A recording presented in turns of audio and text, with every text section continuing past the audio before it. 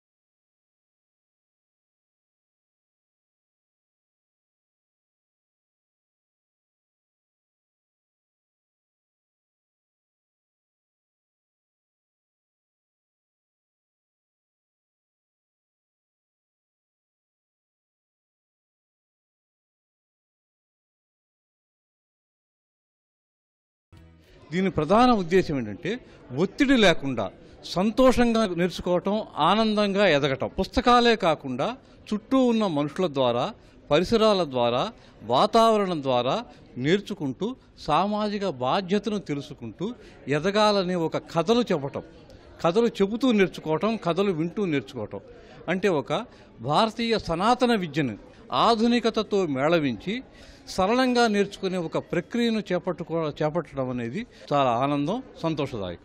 ఆనంద వేదిక పేరిట పాఠశాల విద్యాశాఖ ఇప్పటికే పుస్తకాలను సైతం ముద్రించింది. 1, 2 తరగతులకు లెవెల్ 1, 3, 4, 5 తరగతులకు లెవెల్ 2, 6, 7, 8 తరగతులకు లెవెల్ 3, 9, 10 తరగతులకు లెవెల్ 4 గా పుస్తకాలను సిద్ధం చేశారు. ప్రతిరోజు పాఠశాలల్లో మొదటి అరగంట ఆనంద వేదిక తరగతులు నిర్వహిస్తారు. విద్యార్థుల్లో ఏకాగ్రత పెంచడం, చదువుపై ఆసక్తి కలిగించడం, గ్రాహక శక్తి మెరుగుపడేలా చేయడం ఈ ఆనంద వేదిక ఉద్దేశం.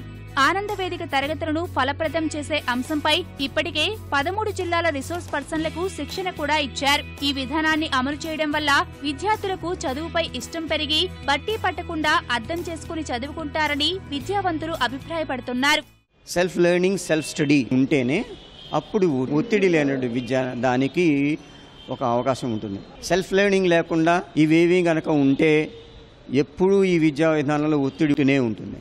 ఒక పుస్తకాలని బట్టి పట్టించడం ద్వారా వాళ్ళకి విద్య అనేది రాదు. జ్ఞానం అనేది ఎలా వస్తుంది అంటే వాళ్ళకి దాని మీద ఇష్టం కలిగినప్పుడు, ప్రేమ కలిగినప్పుడు, దాని మీద ఉత్సాహం కలిగినప్పుడు, చైతన్యం కలిగినప్పుడే వస్తుంది. ఆ చైతన్యాన్ని మనం వెలికి తీసి వాళ్ళకి ఇష్టంగా అది చదివేలా చేయాలి. మనం ఇది గవర్నమెంట్ తీసుకున్న మంచి అడుగని మనం భావించాలి.